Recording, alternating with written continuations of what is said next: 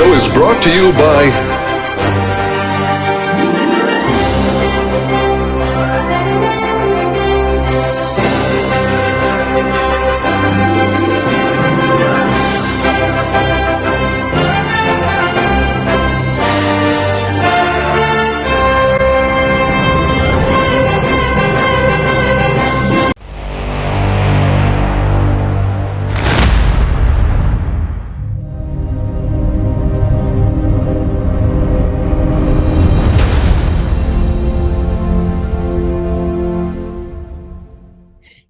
Hey, everybody.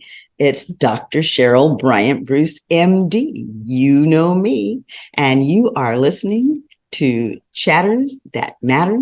Let's talk about it.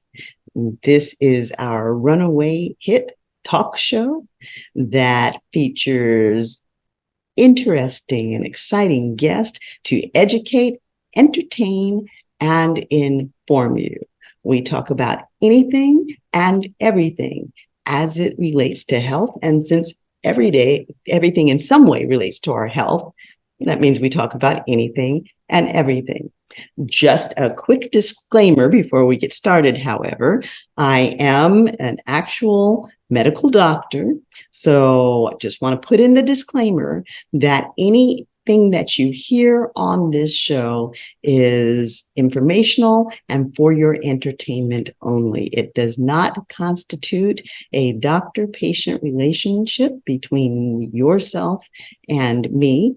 And so if you hear anything that interests you or that you feel applies to you when you're watching our shows, then please, by all means, take that information and take it to your physician, because your physician knows you and I don't. So we do not have a doctor-patient relationship. Now, tonight's show is going to be a very interesting show. I'm interviewing some really, really exciting guests. Tonight's show is on skateboarding.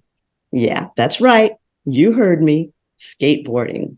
Now, you know that for the past few weeks, we've been doing our shows as they relate to the 50th anniversary of hip hop and relating that to mental health and wellness. What does hip hop and skateboarding have in common? Well, they actually do have something in common. You see, skateboarding is to sports what hip hop is to music. These were both two genres that rose up out of a need, and everybody said they were a fad, that they wouldn't last. And yet both skateboarding and hip hopping have swept the world, taken it by storm, and have become legitimized forms of sports and music. Not only that, they're frequently interrelated because a lot of hip hoppers are into the skateboard scene and a lot of skateboarders are into the hip hop and rap music culture. And I think that the reason for this is because they rose up out of the same need for the people to be able to express themselves in a different way that was very, very personal. So with that, we're bringing to you someone who is telling the story of the skateboard revolution from the beginning of it to today. I would like to welcome James Sweigert, producer of the movie Embankment, The Untold Story. Now, you heard about Dogtown down on the Southern California side of things. Embankment tells the story of skateboarding and how it started in Northern California. In addition to James Sweigert, we also have someone that some of you may recognize if you're at all familiar with the skateboard scene. His name is Paul Rodriguez, better known as P-Rod.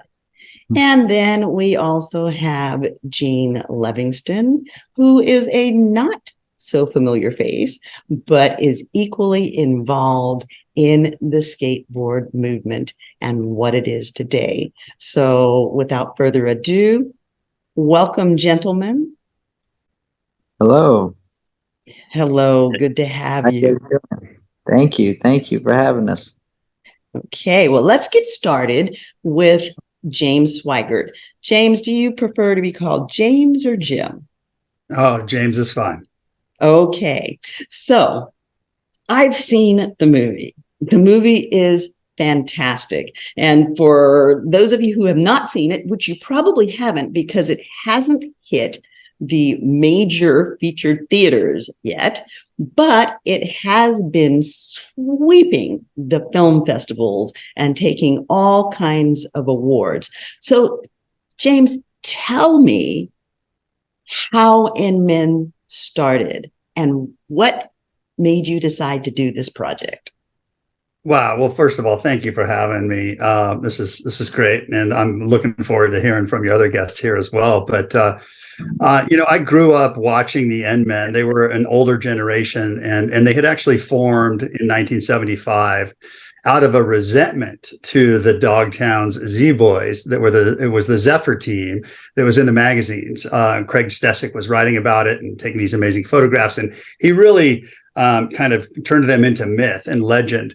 And I was going to the skate parks and to the local scenes in Sacramento where there are paved embankments, and was watching this crew doing the same tricks, frontside airs and that sort of thing, the same stuff we were seeing in the magazines, but they were getting no coverage because the two magazines and all the photographers were in Southern California and heavily covering, the Southern California scene. And so out of a little bit of a resentment, the crew up in Northern California said, if they're boys down in Southern California, we're men up here. And so they kind of formed this crew, and it was, that started in 1975, just soon after the Z-Boys really kind of came into the magazines, and it was kind of this scene that was very underground. They were just hardcore pool skaters, and when the parks opened up, they were doing tricks that we were seeing in the magazines, and we're like, where did you guys learn how to do all this? And they had been skateboarding vertical in pools for years before that, and we had no idea. And so it was really exciting for us to see that firsthand in Northern California. Steve Caballero, very, very young Stevie Cab was skating with the Men at Sierra Wave, where I first saw those guys skate. And so fast forward to years later, I had always kind of wondered what had happened to that crew. And after moving to LA and working in film and television, I kind of, I think it was 2005, I went on Facebook. It was like the first social media thing. And I said, God, I wonder if any of those guys were still alive, because they were so crazy. So I searched and I searched for Randy Caton, because he was kind of the guy, one of the players of the crew. And I said, if anybody's going to be on social media, it'll be Randy. And sure enough, there he was. And it was like, oh my God, the Men have never stopped skating. And now these guys are in their 50s, 60s, and 70s, some of them still skating pools and still skating huge pipes and ditches and illegal stuff. And so I reached out to them, reconnected. And when I realized that three of them had become world champion skateboarders, and that Don Bostic, who was the godfather of the crew that ran the little skate shop where we bought all our gear, he went on to create the X Games for ESPN.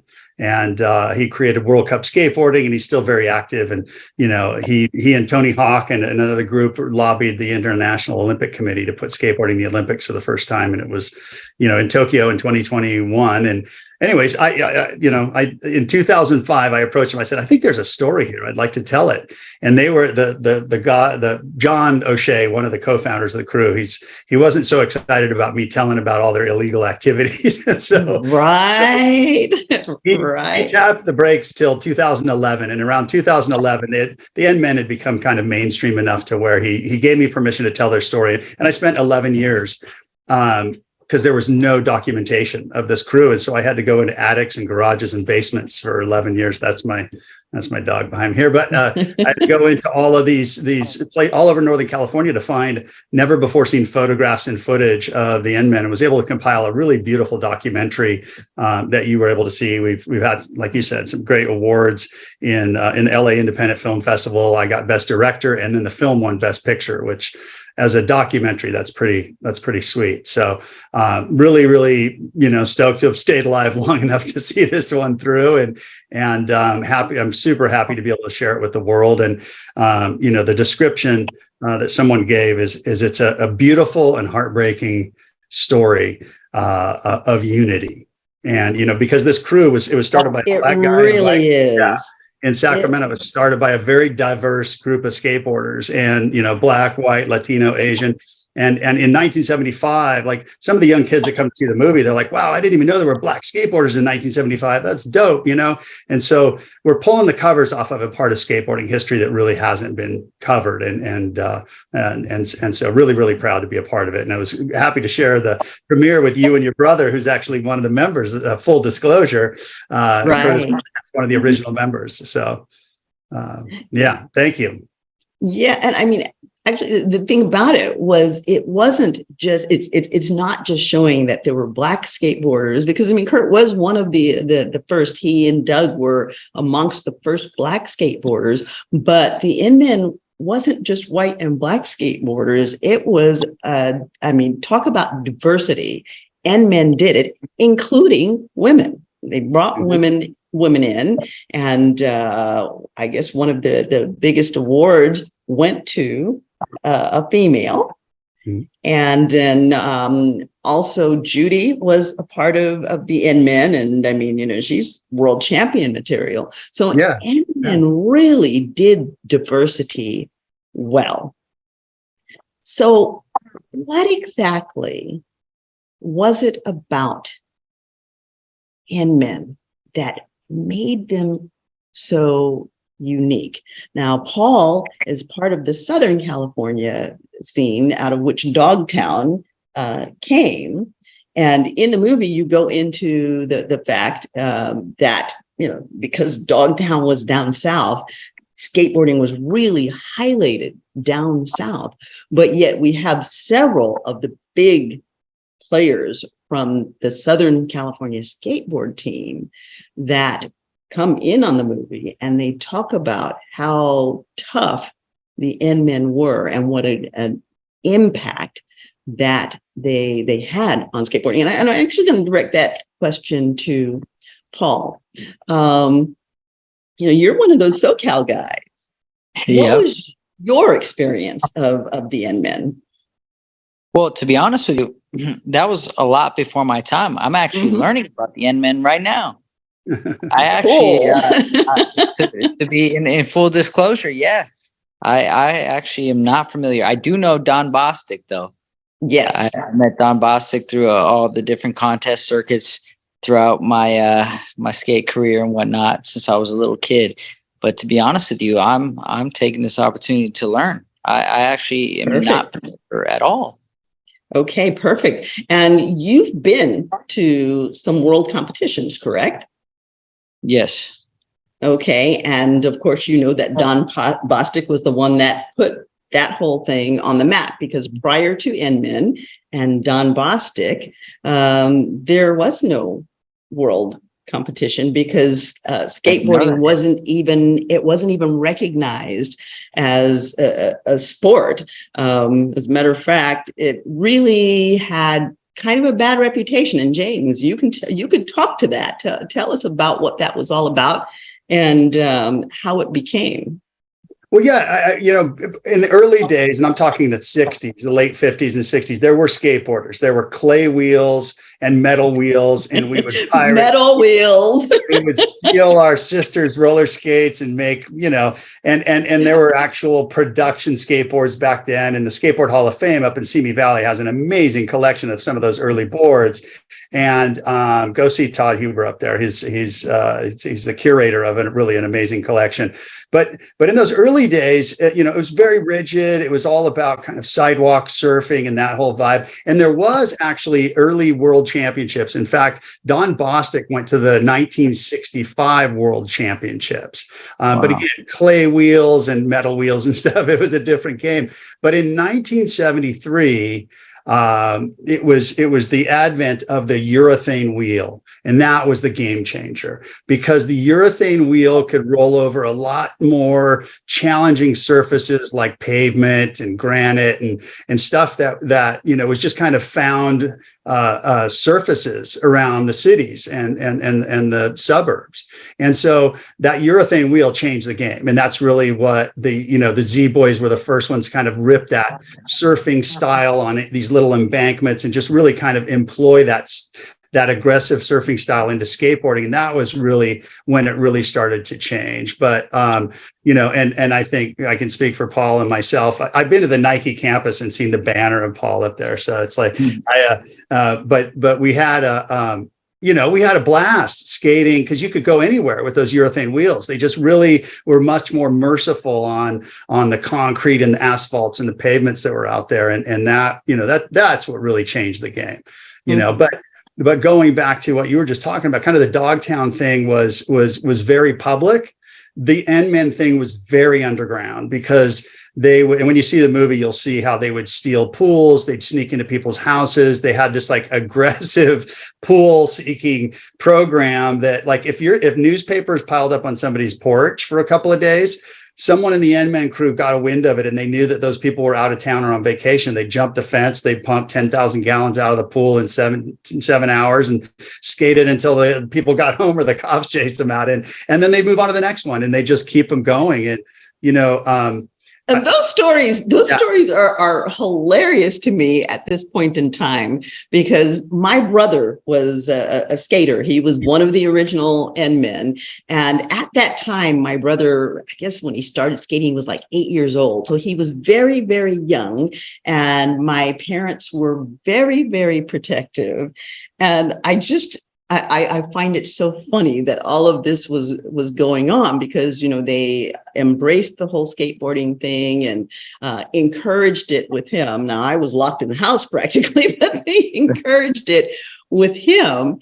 And I just thought to myself, oh my God, if they only knew what was going on. And when I saw the premiere, I couldn't help looking over at my dad like every couple of minutes to see what his reaction was. And there was just like this kind of expressionless thing going on. And I was like, oh, I wonder what's going on in his head right about now.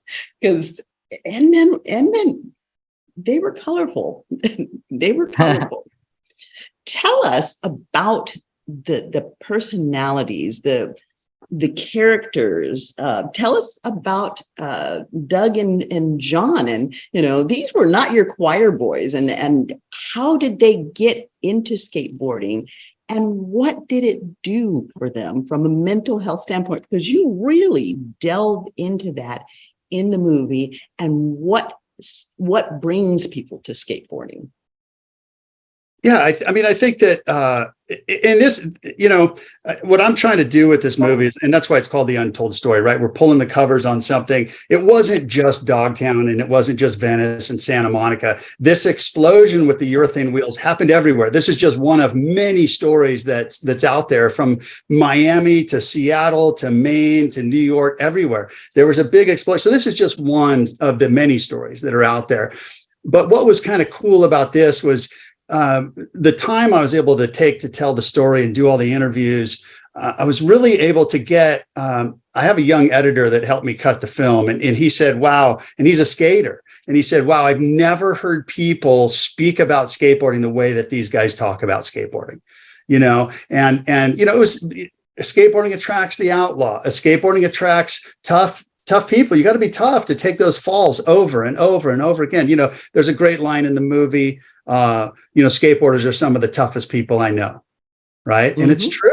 And it's true. And a lot of them, not all of them, but a lot of them, survived really. I was a latchkey kid. I came from a broken home. John and Doug, they came from rough upbringings. And so this was not unlike, like you said, we're talking about music and I love the way you compared skateboarding to hip hop, because that's all so true. But the thing is like, man, when you don't fit in and you don't have the support and the family structure, you're hungry for that belonging, right? And it's the same reason people fall into gangs or fall into sports or whatever it is. I want to get validated. I want to feel like I belong. And when you don't have a lot to work with, and I bought skateboards and trucks and boards from my paper out money from Don Bostic's shop. And then you go seek out the people doing what you're doing, and if you showed up, like I said, male, female, it didn't matter what color you were. If you showed up and you went and charged hard, you're part of the crew. You're part of the crew. And if you're cool and you've got everybody's back and you're not a kook, they'll let you know where that next little embankment is. They'll let you know where that ditch is and that next pool that they've discovered. And then you become a part of it. And it's like that sense of belonging, I think, is that sense of tribe. As I call my movie, it's really a story about tribe, right? Finding your tribe.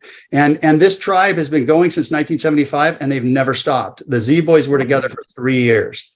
Right. The Dogtown guys still skate, and Jim Muir's got Dogtown and all of that. But that crew didn't stick together like the N-Men. And the N-Men are just literally like this. And it's just grown into this big all-encompassing family. And, I'm bummed that, Paul and Jean, is it Jean or Jean? I don't know how to pronounce your name. I'm sorry. Gene. I'm sorry you guys haven't had a chance to see the movie. I would have sent you the link ahead of time if I knew you were going to be here, because you would be able to kind of see what we're talking about and totally relate to it too, because there's another great line in the movie where one of the N-Men says, you know what, we were loners that formed a group of loners. Mm-hmm. And skateboarders get that. Like, skateboarders get that. It's like, because it's an individual expression sport, right? It's like you can do the contest thing and you can go mainstream and get sponsored and all of that, but you don't have to, right? You don't have to hang out. Like you can literally go to some of the best, clover pools in California, and you could be skating right next to Tony Alva. And you can be, because we were like a couple of weeks ago when we did the premiere, Caballero came up, Alva was there. I mean, we had guys coming out of the woodwork. We had like Mike Smith, who invented the Smith grind. He showed up from out of the woods. Nobody's seen him in a long time, and Christian Hosoi showed up. And these are guys, I mean, I rode their skateboards and they came to the premiere of my movie, which is mental, It's like, it's so, and I'd love to hear you elaborate on this too, Paul, because it's so accessible. Like if Paul's skating somewhere, like his biggest fans can walk right up to him, and Leo Messi's kind of hard to get to, you know what I mean? But it's like, that's the beauty of skateboarding. It's so accessible to anybody.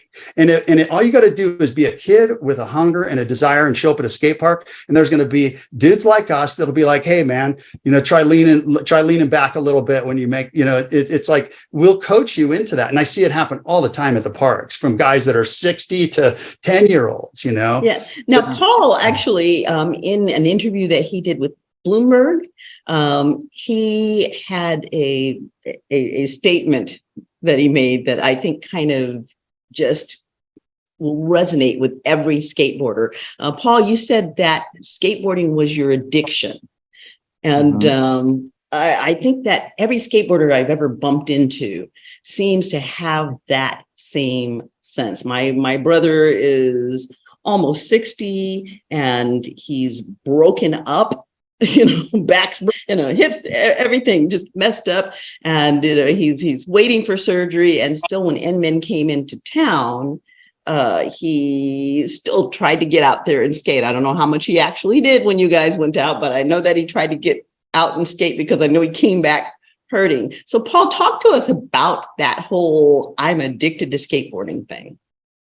Yeah, I mean, it's as simple as that. It's just, as soon as I set foot on a skateboard, that was it. I knew that was for me. I knew that I couldn't get enough. I knew that nothing else mattered to me but getting on my skateboard. I would be at school and I would be in class and the teacher would be talking. It would just be like on the Charlie Brown cartoon where Wow, wow, wow. And I'm just thinking about skating. What am I gonna do when I get home? What do I want to try? What do I want to practice? And for me, I'm just grateful that I found something that is very productive to be addicted to. There's a lot of things we can be addicted to in this world. I'm just grateful that what I chose to be addicted to was something very productive and something that, I didn't know at the time, but it was going to bring me a long way in life. And I just got to give glory to God, because at that age, when I started, 11 years old, you can be very impressionable. You can go any way. You can be taken down any avenue. And I happened to find skateboarding. And once I was there, I was locked in. I had the horse blinders on. I didn't care about anything else, anyone else. I didn't want to go to any parties. I didn't want to hang out with girls. I just wanted to skateboard all day, every day. And it just felt like this matter of importance to me. It just felt like it was like I had to do it. I don't have any other better way to explain, but it's what was the draw? best feeling. What was the draw? What need did it fill? Well, I'm gonna say a few things. So, I grew up in the house, only child, and I dabbled in playing baseball as a kid and like team sports. But what I loved about skateboarding is I didn't have to wait on anyone. I didn't have to make sure like, oh, all my friends can come out and play. Like I can't play baseball by myself. I can't go out and play basketball by myself. I can shoot hoops and whatnot, but it's not the same. Like I can't play without other people. And skateboarding was like, I can do that. I don't have to wait on anyone. I can go outside. I can work on my tricks. I can do everything. Of course, I wanted to go out and skate with my friends. I wanted to be around people, but if one of my friends was grounded that day, my whole day wasn't ruined because of it. I had something I could still do. So that was something that felt very like it is very free, a lot of freedom. I can go inside, I can watch a skate video, I can go in my little backyard. As long as you have a little patch of cement and a skateboard and some, decent pair of shoes. First of all, it's not an expensive thing to get involved in, right? Like, certain things you have to get money. Your parents got to sign you up to Little League. You got to get a ride over there. You have to pay to get in the league. You to forget about surfing and snowboarding. That stuff's expensive. You know what I mean? So like skateboarding is like, you can muster up some, like, I used to save up the lunch money that my mom would give me. I would save it up. I wouldn't eat at school. And after a few weeks, I would have enough money to go buy a little skateboard. I'd have enough money to buy some shoes that were on sale, and I was good to go. You just need a patch of concrete and a skateboard, and you're going to have a blast, So it's very accessible. That's really cool about it. A cool thing about it. Now, something that you're saying there, I find very interesting, because a lot of the kids that get into skateboarding, as James said, they're coming from single parent homes, or, they're coming from poverty, they're coming from the streets, whatever. But that wasn't your background. You had a famous father. There was plenty of money, but you said, I saved my lunch money. It was your own. It was important, obviously, for it to be your own thing. Yeah. For whatever reason that I still can't put into words very well, but it's just like you guys said earlier, it was an addiction. I was compelled to do it. I had to do it. And I did have friends who weren't as fortunate as me, who had to also do the same thing. And it's just like, I didn't, at that age, when you're 11, 12 years old, you don't understand the economic differences between friends. You don't understand certain social barriers or whatever. You're just like, yo, you want to skate? I want to skate. Let's go skate. Like, it was your destiny. So pure. Yeah. It was just so pure. Destiny. Yeah. I thank God for that every day, but it was just so pure.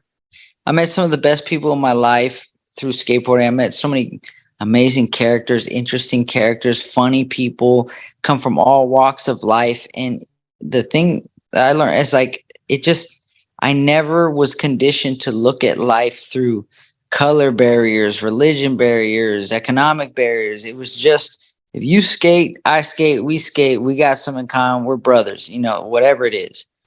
And that's been my I didn't realize how experience. cool that was at the time. I didn't realize how important that was. And, now being an adult and being a father, like, and seeing where the world is at today, especially in this country, all the things that are trying to divide us all, is like, to me, like, I never had a mind that thought like that. It was just, let's get to it. Let's go skate. Yeah. And I mean, I really think that it's interesting because skateboarding does seem to do that. And like I said, and initially I compared it to hip hop because hip hop does that for music. I mean, you can go to Australia and there's going to be some little Australian kid out 100%. there that's doing hip hop, and you're going to find, the same kid out there shredding it on a skateboard. Yeah, So absolutely. It's a different And also thing. I like the idea, like in hip hop, they speak on this concept too, is making something out of nothing. Yes. Ideas that you have in your mind and you manifesting it and bringing it to fruition in real life. Yes. That's also really cool. Like, skateboarding, like I say, you just have to have a board and a slab of concrete. You can go out, you can look at a set of stairs, you can look at certain architecture, ledges, or whatever the case may be, and you can have an idea in your head. And if you have the creativity and the willpower to try over and over again, bring it out into the real world. I feel like hip hop is very similar in that aspect too. Is like, it was a craft. You have a beat, especially early on, they would take beats from songs that already existed and then put their own ideas over it. It's like, you can't stop powerful creativity. Right. And it's very cool. Absolutely. Yeah. And then, skateboarding is an interesting thing because when skateboarding first came out, again, people who were skateboarding, people looked at them like the stoner crew.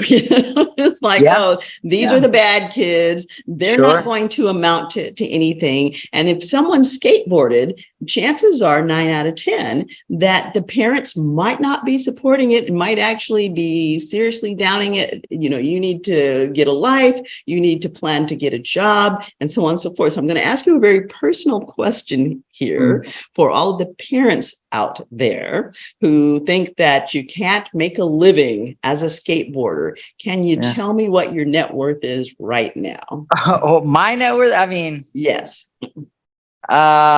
It's pretty good. It's not. I'm not the richest man in the world, but I'm not poor.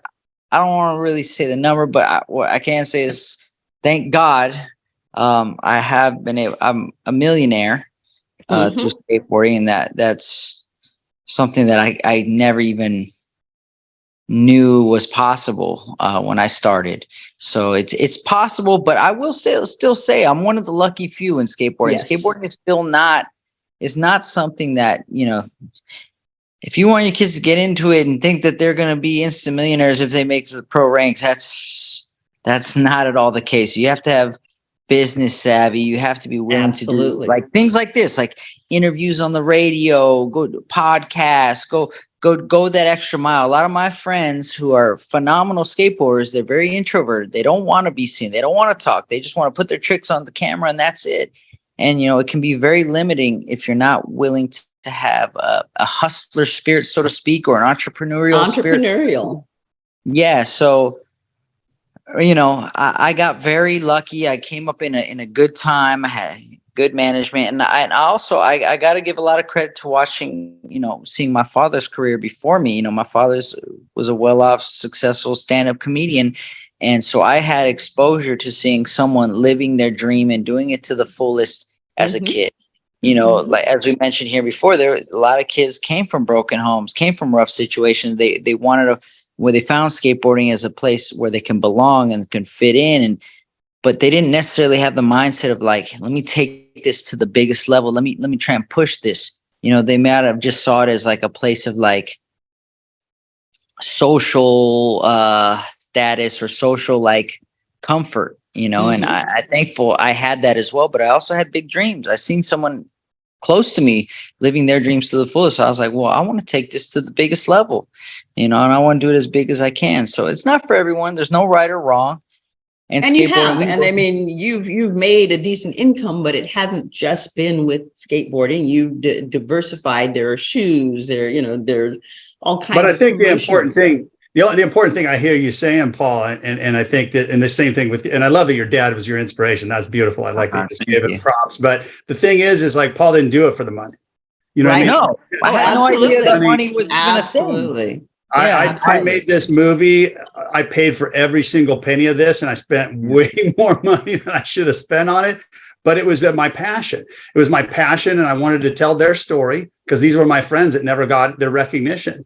You know what I mean? So I could own 2 houses in LA for what I spent on this documentary. Yeah. But, hopefully like what goes around comes around. And it's like, I was able to leave something behind that communicates a lot of love, a lot of heart, a lot of soul, and it's history. It's 50, and a lot of passion. And 50 years of skateboarding history that nobody knows about, and so, but I love that. And it's like, if a kid's if you're looking for the money or doing it for the wrong reasons, because skateboarding hurts too much. Yeah. It's not the place where you're going to get, you're not guaranteed to get money. Like, getting into any of the traditional sports, basketball, baseball, football, like, even the rookies in those leagues are instant millionaires. But in this world, it's not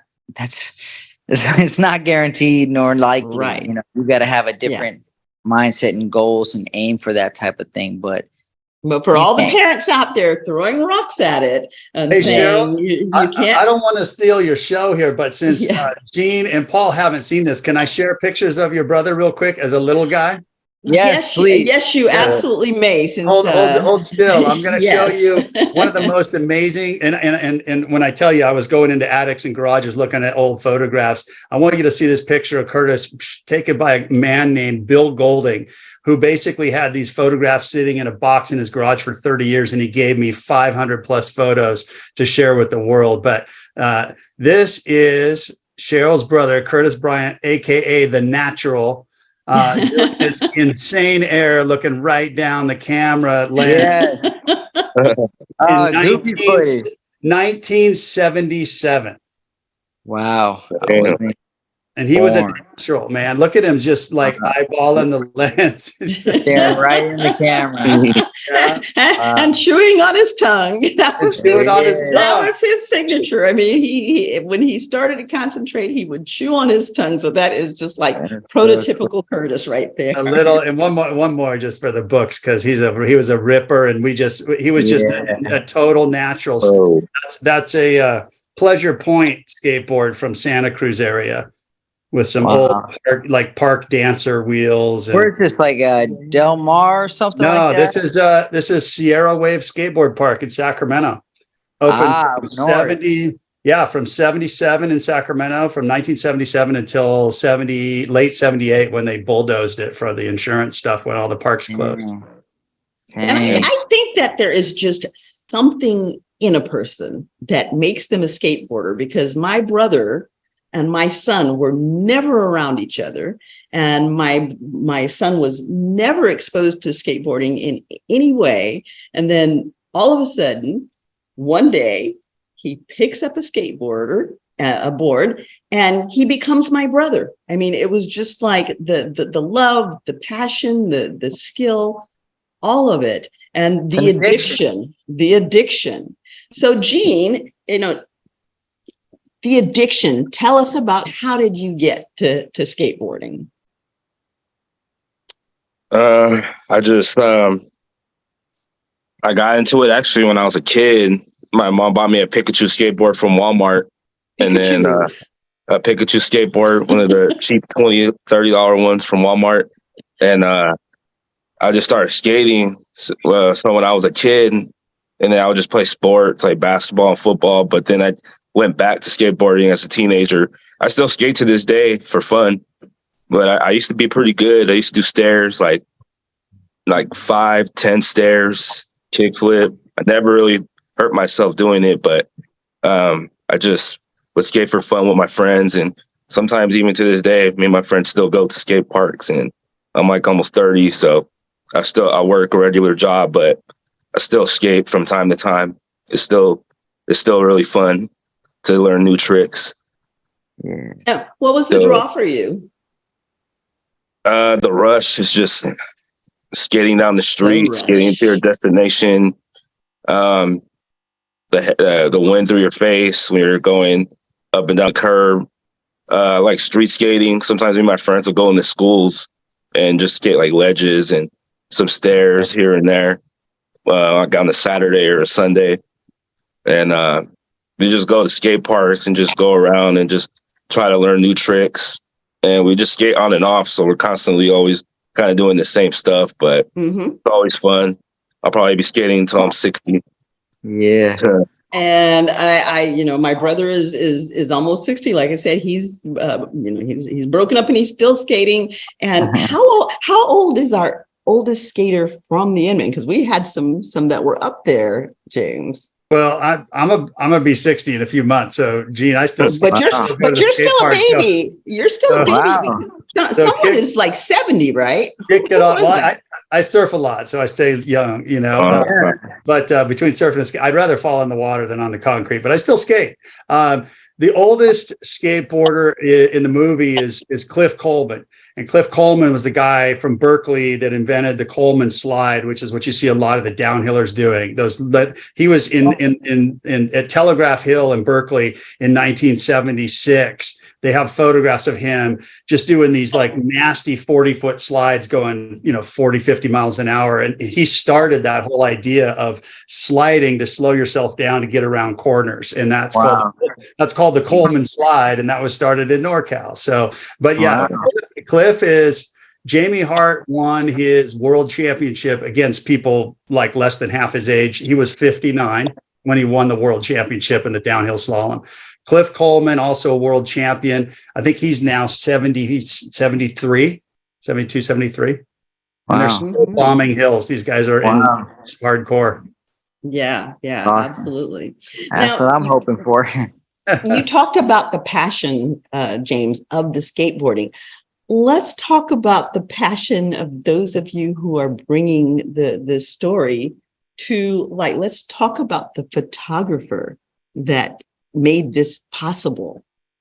Yeah, Bill Golding, incredible. Bill took those two shots that I just shared with you guys. And Bill was, his son, Mike, skated with the N-Men in the early days in these ditches and pipes. And Bill was an amateur photographer and actually a really good photographer, but he followed them around and took all these photographs. And when, fast forward 30 some years, when I'm thinking about doing a documentary, the N-Men were a little embellished a little bit about what was available to me as far as I started making a documentary without any documentation. So I was kind of an idiot, but they're like, oh no, there's tons of photos, there's footage. They couldn't find anything. And so after I started filming interviews, we put a private investigator out there to try to find some of these photographers. And sure enough, 2.5 years into filming, we found Bill Golding. We're like, do you have any of those old photos of the original N-Men? He goes, I got them all. They're sitting in a garage in a box. I'm like, holy shit. So we were able to, I wouldn't have a documentary if it wasn't for Bill Golding. And so the kind of the sad part is that Bill passed away a couple of years ago before I finished the film, but not before we could actually put a rough cut of the film in front of him. I mean, literally in his last days, his son was able to show him a rough cut. And the segment where we featured Bill was already edited and it looked great. And so he got to see his part in the movie and we left it pretty much untouched from when he saw it. And so that what you saw, Cheryl, at the premiere was literally what Bill got to see. And he was so stoked that his photos would be shared with the world because otherwise they would have just disappeared, and gotten sold in some garage sale or something. But now we were able to actually put, like 400 some of these vintage, NorCal skateboarding photographs in this film to really help tell the story. Now, I want to talk about why people should see this movie and why this story needs to be told. This is a documentary, but it's not your typical documentary. It's not just going through and giving you the dry facts. And sure, there are some great scenes of people just shredding on a skateboard. It's great if you're a skateboarder to just observe that and hear the history. But what makes this film something that anyone, I mean, anyone who didn't know a thing about skateboarding would enjoy and could relate to was the stories that were behind it. The stories of real people with real issues, real things to work out, building their self-esteem. Some of them did well, and some of them faltered, and some of them struggle and continue to struggle. But the End Men was a success story because even those who struggled are supported by this big family. And of course, we lost John, but spoiler alert, you can't go giving it away. All right, no, I'm kidding. but Can I I ask mean, one question? yes. Where did the name Endman come from? Good question. Northern California is essentially the idea behind it. But when you see North the movie, Man. there's a lot more behind it. But Okay. yeah, I don't want you to give too much away. Okay. Right, right. No, but I You mean, have to see it. You have to see the Okay. movie. I think to kind of go where you're going with that, Cheryl, is it's a love story. And that's why I've had so many friends bring along people. Like there was this Korean woman. She's not a skateboarder. She was brought by a boyfriend to the premiere. And she's like, wow, I thought I was coming to see a skateboarding movie. I had no idea I was going to laugh and cry, Exactly. And so it's really, I mean, a lot of the stuff that Paul and Gene are probably used to, and me, is skate porn. We call it skate porn because it's just like, oh, it's all the latest tricks and the guys doing them edgy, it's like it's just guys, pulling my finger and farting and doing, goofy, jackassy kind of stuff. But this film is a human film. It's a film about humanity. In fact, what I would like to do is and it is a love story. It's a love story between a bunch of people and their skateboards, like Paul was just talking about, that addiction. There's healthy addictions, right? Yes. And it's a love story about Doug and John.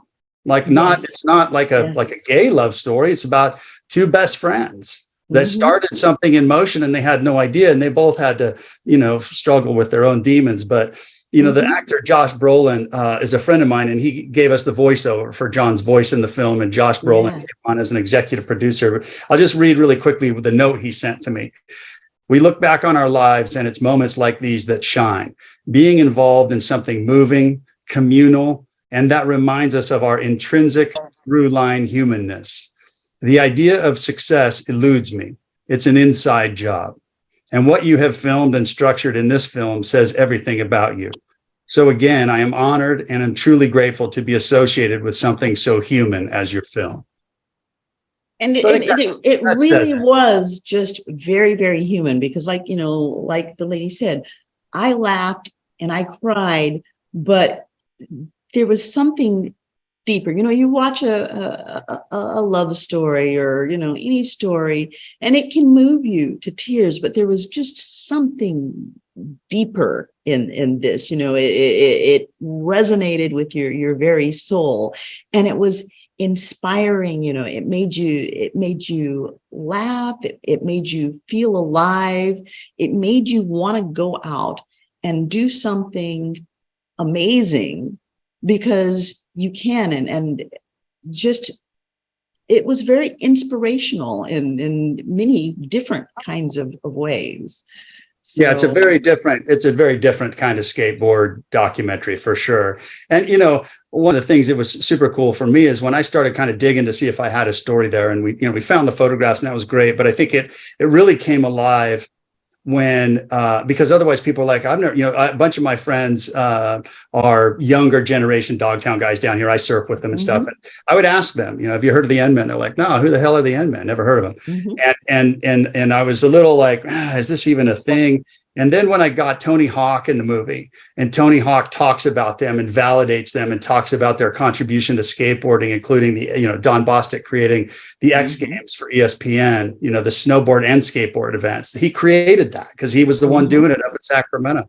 And then when Steve Caballero came in and vouched for him and said how significant they were, and Tommy Guerrero and Eric Dressen and Mark Gonzalez and like and Steve Olson. And when Tony Alva comes in the movie and says the End Men men were as great as, if not better than, the Dogtown guys, my jaw dropped. You know, right. Me too. because guys like Paul, the younger generation guys, are like, who? And then you're like, well, wait a minute. There's no higher authority on 1970s pool skating than Tony Alva, and he's like a Dogtown guy. And anyways, it was when the pros came out and really kind of legitimized the story.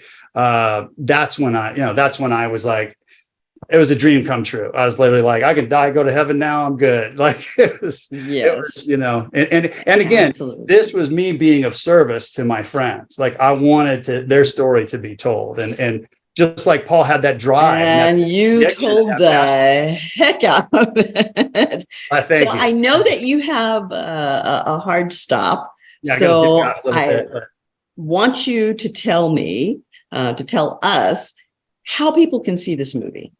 For sure. Right now, we are doing premieres. We've been doing the film festival circuit and premiering at little film festivals around. We're doing a Boise premiere, not convenient for probably the five of us, but Boise, August 1st, they're opening a brand new skate park in Boise, Idaho. They got a cool skate scene up there. We're opening it up at the old school Egyptian Theater, downtown Boise, August 1st. We're right now in talks to get it on one of the major streaming platforms. That's probably going to happen in the next few months here, but it'll definitely be accessible for rent and download and purchase for streaming within the next 3 to 6 months. You can find us on Instagram. The website to go watch the trailer is nmenthemovie.com. So check out the trailer on the website and then stay tuned there and follow us on Instagram and elsewhere for kind of updates of where you can check it out. But thank you so much for having me, Dr. Cheryl, appreciate it. And Paul, an honor. Gene, pleasure to meet you. And stoked to be a part of this podcast. All right. Well, we are to meet you, and it was a pleasure to learn so much about skateboarding, the thing I love so much, and learn the history. So thank you for that. Well, just behind me here's the movie poster, and this is Shepard Ferry. And his design team created this poster, and it's from one of the old photographs that Bill Golding had taken. And it's a dope ass poster. We'll find a way to get one to you, Paul. If you're in town here, I'll try to chase you down. Absolutely, I appreciate that. That'd be awesome.